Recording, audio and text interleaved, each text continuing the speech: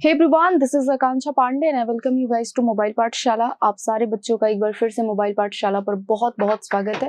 Start करेंगे आज के सेशन को। फटाफट से आप सारे बच्चे आ जाइए, वीडियो को शेयर कर दीजिए, लाइक कर दीजिए एंड कमेंट करके बता दीजिए ऑडियो वीडियो परफेक्ट है नहीं, फिर हम सेशन को स्टार्ट करें। सो गाइज, हम सेशन में डिस्कस करने वाले हैं सीजीएल मेंस के लिए most expected questions. So start करते हैं सेशन को। Before starting, we have a very motivational quote, guys, and that's great things are done by a series of small things brought together. Brought together. So मैंने क्या बोला अभी?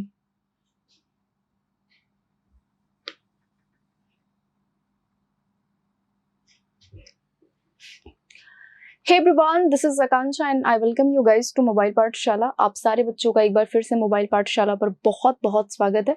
Start करेंगे session को। फटाफट से आप सारे बच्चे आ जाइए, वीडियो को शेयर कर दीजिए, लाइक कर दीजिए एंड कमेंट करके बता दीजिए ऑडियो वीडियो परफेक्ट है नहीं, फिर हम सेशन को स्टार्ट करें। एंड गाइज, हम सेशन में डिस्कस करने वाले हैं सीजीएल मेंस के लिए most expected questions. So start करते हैं सेशन को। Before moving ahead, we have a very motivational quote, तो इसके साथ ही स्टार्ट करेंगे हम। Great things are done by a series of small things brought together. तो जो बड़ी चीजें होती है ना लाइफ में, जो हम करते हैं, वो अ सीरीज ऑफ स्मॉल थिंग्स, छोटे छोटे स्टेप्स से हम कर पाते हैं उनको। ठीक है, तो जब लाइफ में हम छोटे छोटे स्टेप्स लेते हैं, कंसिस्टेंट रहते हैं, परसिस्टेंट रहते हैं, तब जाकर के हम कोई बहुत बड़ा कोई चीज हम अचीव करते हैं। अब आइए स्टार्ट करते हैं। The teacher asked, wheat is grown in which kind of land? Rich, wet, barren या फिर vacant? तो आंसर इसका क्या होगा बताएंगे आप सभी। फर्टाइल वर्ड आप देख रहे हैं। फर्टाइल का हमें इसी सेंटेंस में देख करके एंटोनिम बताना है। आपको बताना है कि फर्टाइल का एंटोनिम इस सेंटेंस में कहाँ है। तो आप देख रहे हैं कि ये जो पूरा सेंटेंस है ना, ये बात सॉइल की कर रहे हैं, सॉइल की कर रहे हैं। फर्टाइल क्या होता है? फर्टाइल होता है प्रोडक्टिव। जो प्रोडक्टिव हो उसे हम कहते हैं फर्टाइल। तो इसका जो एंटोनिम होगा वो क्या हो जाएगा? वेट होगा नहीं, ठीक है, रिच होगा नहीं। सेकेंड, हम स्पेशली विमेन के लिए यूज करते हैं जो बेबी नहीं प्रोड्यूस कर सकती हैं, जो बेबी नहीं कर सकती, उन्हें हम फेकेंड कहते हैं। बैरन आंसर हो जाएगा। बैरन मीन्स क्या होता है? बैरन मीन्स होता है अनप्रोडक्टिव। अनप्रोडक्टिव, तो जो अनप्रोडक्टिव है उसे हम कहते हैं बैरन। नेक्स्ट आ जाओ। The manager explain the latest assignment to Lana. चलिए, इसका क्या होगा पैसिव वॉइस बताइए। इस क्वेश्चन में अगर देखें हम गाइस, तो यहाँ सेकेंड आप देख रहे हैं, सेकेंड क्वेश्चन में ये जो आपका वर्ब है, ये second form of the verb है और ये हम यूज करते हैं पास्ट इंडेफिनिट में। तो पास्ट इंडेफिनिट की पैसिव वॉइस में आप was verb plus V3 use करते हैं। तो यहाँ हैड बीन है, ये आंसर नहीं है, ये भी आंसर नहीं है, ये भी आंसर नहीं है। आंसर केवल फर्स्ट ऑप्शन है, the latest assignment was explain to Lana by the manager. Transient का सिनोनिम क्या होगा? ट्रांजिएंट का सिनोनिम क्या होगा? ट्रांसफॉर्म, टेम्पररी, ट्रांसमिट या फिर ट्रैप बताएंगे। ट्रांजिएंट का सिनोनिम आपको बताना है, फटाफट से बताएंगे क्या होगा।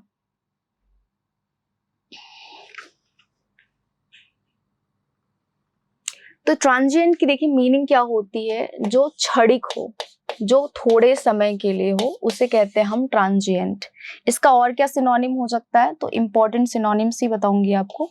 एफिमरल, एफिमरल, ठीक है। टेम्परेरी यहाँ है तो यही इसका सिनोनिम है। फ्लीटिंग कहते हैं, फ्लीटिंग, जो थोड़े समय के लिए हो।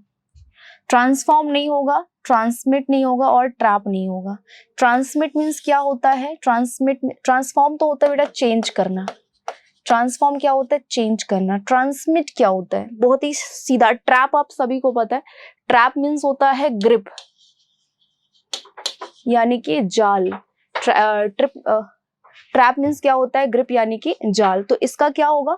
ट्रांसमिट का क्या होगा बताएंगे। ट्रांसमिट, ट्रांसमिट मीन्स होता है कम्युनिकेट करना, कम्युनिकेट करना, ठीक है, ट्रांसमिट होता है। चलिए, तो यहाँ सेकेंड ऑप्शन हो जाएगा। क्वेश्चन नंबर 4 देखेंगे। She asked me why I had been smoking that day. इसका डायरेक्ट स्पीच क्या होगा बताइए। इसकी डायरेक्ट स्पीच क्या होगी?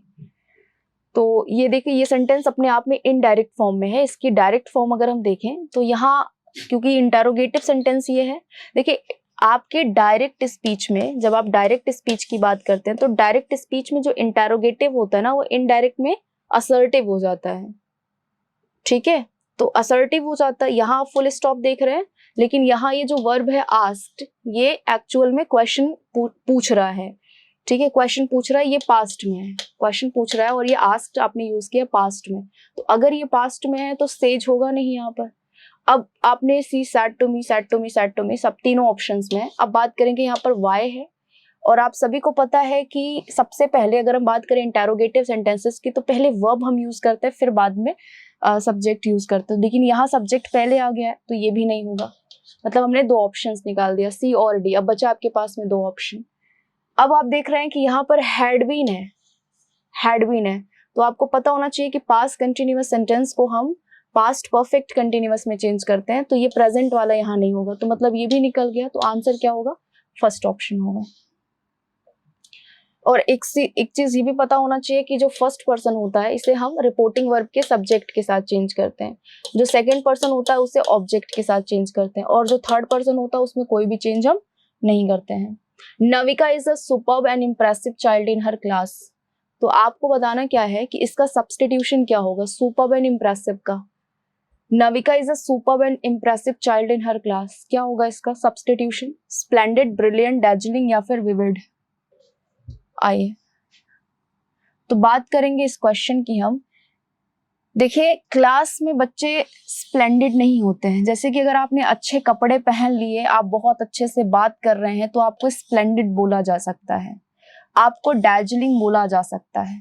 तो ये आप यहाँ से एलिमिनेट कर दीजिए, क्योंकि स्प्लेंडेड हम किसी को शानदार, शानदार जो अच्छे कपड़े पहन रहा है, अच्छे से कॉन्वर्सेशन कर रहा है, तो उसे हम स्प्लेंडेड बोलेंगे, डैजलिंग बोलेंगे। फिर विविड की मैं बात करूं तो विविड मीन्स होता है क्या? विविड मीन्स होता है क्लियर, एक्सप्लिसिट, एल्यूसिडिएट। ठीक है, तो ये भी नहीं होगा। अब आंसर यहाँ देखो क्या होगा आपका? ब्रिलियंट होगा। क्लास में बच्चे क्या होते हैं? जीनियस होते हैं या फिर ब्रिलियंट होते हैं। कैजुअल का एंटोनिम आपको बताना है, स्पिरिचुअल, पर्सनल, फॉर्मल या ट्रेडिशनल। तो क्या होगा एंटोनिम इसका? सिक्स्थ का, चलो बता दो फटाफट से। कैजुअल,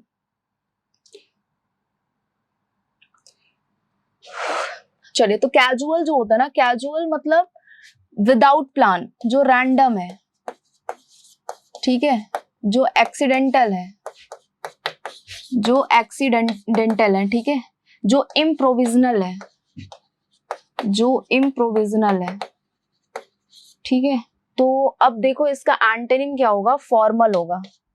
फॉर्मल, स्पिरिचुअल आध्यात्मिक होता है, पर्सनल व्यक्तिगत होता है, एक और पर्सनल होता है। ये पर्सनल तो आपने देखा कि इसकी मीनिंग होती है व्यक्तिगत, इस पर्सनल की मीनिंग होती है, इस पर्सनल की मीनिंग होती है कर्मचारी। यहाँ ट्रेडिशनल भी आंसर नहीं है। आइए next. I went to Paris regularly, ठीक है, तो यहाँ करना क्या है आपको? Select the appropriate option to replace the underline word. ये जो अंडरलाइन आपका वर्ड है ना, रेगुलरली, इसे रिप्लेस करना है आपको, जिससे ये सेंटेंस करेक्ट हो जाए। आप कह रहे हैं कि आप हमेशा पेरिस गए थे, ये गलत वर्ड है ना। यहाँ देखो, यहाँ वेंट आपने यूज किया है। वेंट क्या है? V2 है। तो regularly, occasionally, frequently, sometime, seldom, everyday है ना, ये सारी चीजें हम प्रेजेंट में यूज करते हैं। प्रेजेंट में जब हमें हैबिट या रूटीन बताना होता है, तो यहाँ रेगुलरली नहीं होगा, ट्वाइस भी नहीं होगा, हैप्पीली भी नहीं होगा, ऑफन तो हम प्रेजेंट में यूज करते हैं, तो एस्टरडे हो जाएगा। क्योंकि पास्ट इंडेफिनिट टेंस में हम क्या यूज करते हैं? पास्ट इंडेफिनिट टेंस में जो हमारी टाइमिंग होती है वो बीता हुआ टाइम होता है, एस्टरडे, है ना, yesterday, go the other day, या कोई भी पास्ट का टाइम। चलिए, कंसीट, कंसीट का एंटोनिम बताएंगे क्या होगा? कंसीट का एंटोनिम, कंसीट मीन्स होता है क्या है? घमंड। तो घमंड का एंटोनिम यहाँ देखना है, कंसीलमेंट, रिवील, मॉडेस्टी या हिडन। चलिए, कंसीट का एंटोनिम क्या होगा?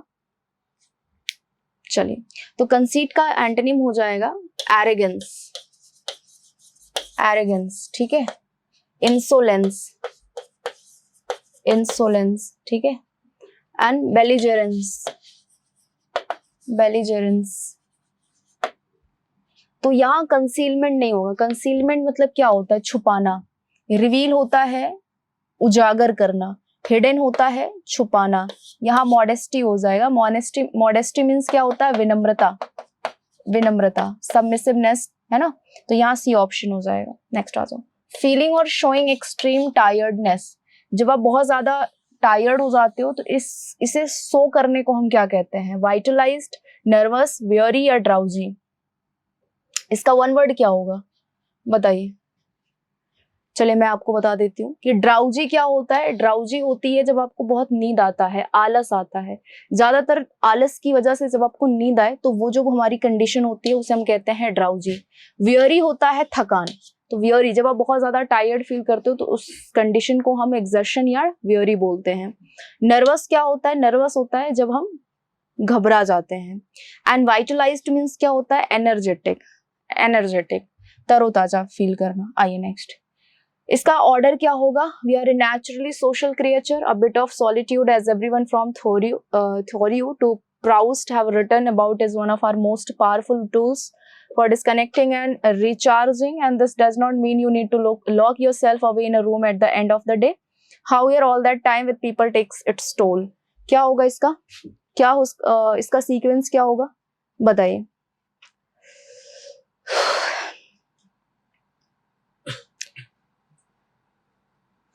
चलिए आइए देखते हैं फटाफट से। देखेंगे स्टार्ट तो हमने यहाँ से पी से किया है। वी आर नेचुरली, क्योंकि एक ही ऑप्शन में है, प्रोनाउन तो हमारा एक ही ऑप्शन में है, ठीक है। So we are naturally social creature, ठीक है। पी से स्टार्ट कर लिया, ये भी नहीं होगा और ये भी नहीं होगा। तो पी के बाद अब देखो, यहाँ पी के बाद क्यू आएगा या पी के बाद एस आएगा? तो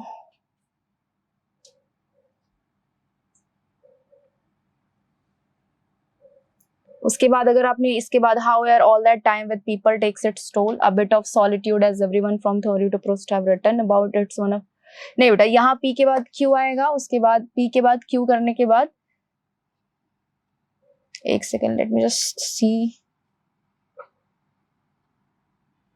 चले, so we are naturally social creature, naturally social creature है हम, ठीक है।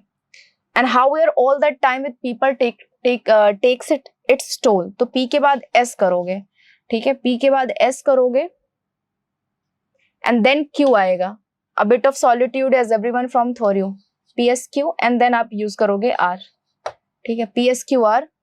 देखिए यहाँ आंसर आपका डी ऑप्शन हो जाएगा, ठीक है। आइए next. Michael Holding, who 20 years has finally drawn curtains on commentary panel for more than was a member of the Sky Sports, is stand behind the microphone. चलिए आंसर बताइए 11th का क्या होगा? चलिए, तो माइकल होल्डिंग हु, उसके बाद who ये सब्जेक्ट है ना, तो वर्ब आएगा। तो जो वर्ब आएगा आप देख रहे हो यहाँ वर्ब है, तो इसका मतलब आर से स्टार्टिंग करोगे। आर केवल एक ही ऑप्शन में, यही करेक्ट होना चाहिए। Member of the sky sports and commentary panel for more than 20 years. तो आप देखोगे कि क्यू के बाद क्यू और क्यू के बाद पी आना चाहिए, क्यू पी, और फिर लास्ट में एस हो जाएगा। ये आंसर हमारा फर्स्ट ऑप्शन है। Robin rolled the marble through a small plastic pipe. चलो इसका हमको बता दो फटाफट से कि क्या होगा पैसिव वॉइस। इसका पैसिव वॉइस क्या होगा? तो अगर हम देखें बहुत ध्यान से, robin rolled the member of through a small plastic pipe, तो ये रोल्ड आपका V2 है, और अगर ये V2 है तो इसका पैसिव वॉइस आप वॉज एंड वर का यूज करके करोगे, तो यहाँ कहीं है नहीं। देखो ये रॉबिन क्या है? सब्जेक्ट है, और member of through a small plastic pipe आपका ऑब्जेक्ट है,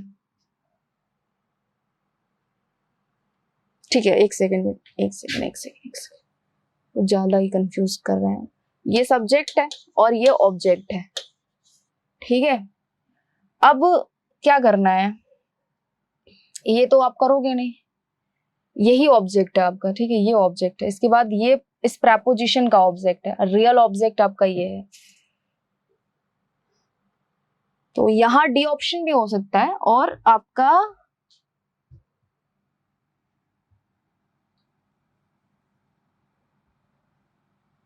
the marble was rolled through a small plastic pipe by Robin. A small plastic pipe was ये बिल्कुल गलत है। And the marble was rolled by robin in a small, इनका use कहीं किया नहीं गया तो ये तो होगा नहीं। तो मतलब यहाँ पर आप देख सकते हो marble rolled through a small plastic pipe and marble through a small, ये बिल्कुल नहीं होगा, डी ऑप्शन नहीं होगा, यहाँ सी ऑप्शन करेक्ट है। ठीक है जी, सी ऑप्शन करेक्ट है। आइए next, bag and baggage. Bag and baggage इस इडियम की मीनिंग क्या होगी? With burden, without any aim, without happiness, with all of one's possessions। So bag and baggage का क्या होगा सेंस यहाँ पर इस इडियम का, बताओ फटाफट से। बैग एंड बैगेज का मतलब भार नहीं होता, जब आप बैगेज केवल बोलोगे तभी भार होगा। बैग भी है और बैगेज है, मतलब पोजेशंस की बात हो रही है यहाँ पर। यहाँ पर प्रॉपर्टी की बात चल रही है। It's a very difficult for her to dash, keep a secret, touch a secret, make a secret, cry a secret. क्या ब्लैंक में क्या फिल करोगे? देखो कीप अ सीक्रेट ही यहाँ होगा, है ना। Touch a secret, make a secret और क्राई अ सीक्रेट जैसा कोई ईडियम होता नहीं है। स्लटरर, क्रॉपिंग, ट्रैफिकिंग या ट्राइनामिकल, क्या होगा इनकरेक्ट स्पेलिंग इसमें से? देखो स्लटर मतलब होता है, जो कसाई होते हैं उनको हम स्लटर बोलते हैं, स्लटरर बोलते हैं, है ना। स्लटरर बोलते हैं, कसाई को हम स्लटरर बोलते हैं। और स्लटर मतलब क्या होता है? वही बलि देना। क्रॉपिंग आप जानते हो, ये भी बिल्कुल करेक्ट है। स्लटर भी करेक्ट है, क्रॉपिंग भी करेक्ट है और ट्राइनिकल भी करेक्ट है। ट्रैफिकिंग की स्पेलिंग यहाँ रॉन्ग है, इसकी स्पेलिंग क्या होगी? TRAFFICIKING। पहले आपको ट्रैफिक करना है फिर किंग करना है, तो ट्रैफिकिंग बन गया ये। आपका सी ऑप्शन यहाँ देखो रॉन्ग है, KING होना चाहिए, सी ऑप्शन रॉन्ग है। ठीक है, नेक्स्ट आ जाओ। He was murdered in cold blood, तो यहाँ इन कोल्ड ब्लड जो आपका दिया गया है इसका क्या सेंस होगा? In cold weather, deliberately, when blood was cold and regretfully. देखो यहाँ कोल्ड, ये देखो ईडियम है, और अगर ये ईडियम है तो इसका कोई भी वर्ड अगर रिपीट किया गया तो वो आंसर है नहीं। तो यहाँ पर कोल्ड और ब्लड को रिपीट किया गया तो ये भी आंसर नहीं है। कोल्ड को यहाँ पे रिपीट किया गया तो ये भी आंसर नहीं है। रिग्रेटफुली नहीं होगा यहाँ पर, आंसर डेलिबरेटली हो जाएगा, यानी कि जानबूझ करके। ठीक है। David was put off by the gleaming eyes in the dark, तो ये ग्लैमिंग यहाँ पर इनकरेक्ट है। जैसे देखो यहाँ दिया गया है selecting the correct spelling of the underline, इसकी करेक्ट स्पेलिंग क्या होगी? ग्लैमिंग वर्ड यहाँ पर रॉन्ग है। अभी ग्लैमिंग, ग्लीमिंग, ग्लीमिंग, ग्लैमिंग, क्या होगा करेक्ट ऑप्शन? तो ग्लीमिंग होगा, ग्लीमिंग, चमकती हुई आंखें, ग्लीमिंग होता है। ग्लीम, ग्लीम मतलब होता है चमकना। The planets are dash around the sun, circling, rotating, rounding या रिवॉल्विंग, क्या होता है? प्लैनेट्स जो है वो सन का डैश करते हैं, क्या करते हैं? रिवॉल्व करते हैं। सर्कल रोटेट नहीं करते हैं, रिवॉल्व करते हैं, मतलब उनके चारों तरफ चक्कर लगाते हैं। The child was gazing longly at the top, sorry toy. चलिए इसमें एरर बताइए क्या होगा? चलिए 19th का आंसर क्या होगा?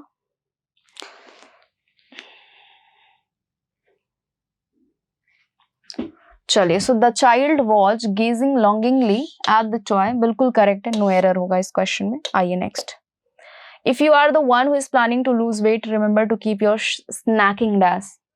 तो अगर आप वो हैं जो आप वेट अपना लूज करना चाहते हैं, कम करना चाहते हैं, सो याद रखिए आपको स्नैक को डैश करना है।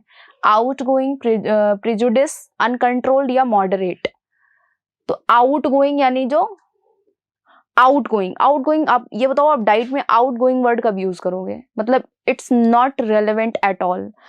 प्रिजुडिस क्या होता है? पूर्व धारणा हमारी जो होती है वो होती है प्रिजुडिस। अनकंट्रोल्ड, अगर आप डाइट को कंट्रोल नहीं करोगे तो कैसे चलेगा? मतलब ये कंट्रोल होना चाहिए, अनकंट्रोल यहाँ पर ये भी नॉट रेलेवेंट है। तो यहाँ मॉडरेट होगा, मतलब आपको अपने स्नैक्स को मॉडरेट करना होगा, उनकी लेवल को थोड़ा करना होगा। आइए तो यहाँ देखेंगे, ये क्लोज टेस्ट है और इसे फटाफट से सॉल्व करेंगे हम। If writers only dare to dare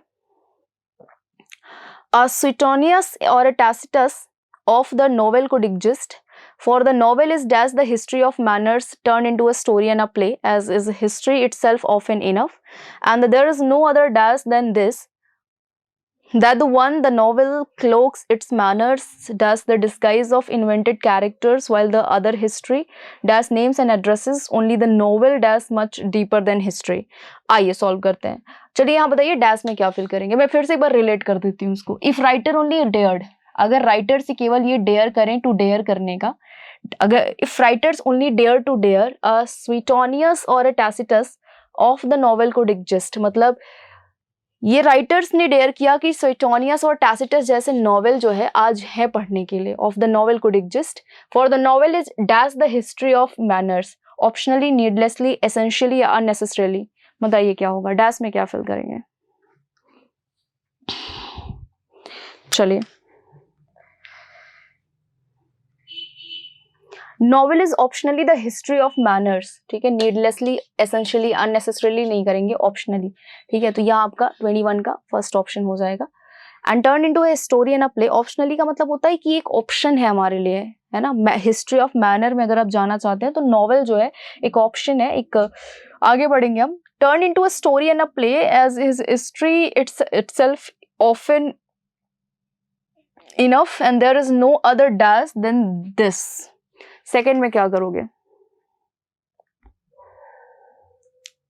देखिए, सैंपल मतलब नमूना होता है, मैटर मतलब तथ्य होता है, प्रैग्मेटिज्म मतलब होता है व्यवहारिकता, एंड डिफरेंस मतलब होता है डिफरेंस, क्या बोलोगे इसको आप, मतलब अलग। तो इसमें क्या होगा सेकंड में?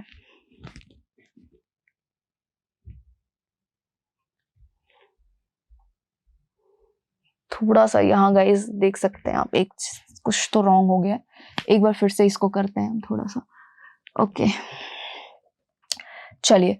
सो if writers only dare to dare a Suetonius और a Tacitus of the novel could exist, for the novel is essentially होना चाहिए, थोड़ा सा यहाँ पर ये नेगेटिव हो गया था। Essentially the history of manners turn into a story and a play as is history itself often enough and there is no other dash, there is no other difference होना चाहिए, difference than this, that the one the novel cloaks its manners dash the disguise of invented characters। Third में क्या fill करेंगे बताइए? Under, beside, around या among.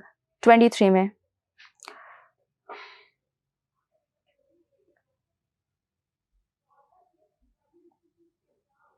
चलिए, तो among the disguise of invented, around, beside नहीं होगा, अंडर हो जाएगा यहाँ पर, ठीक है।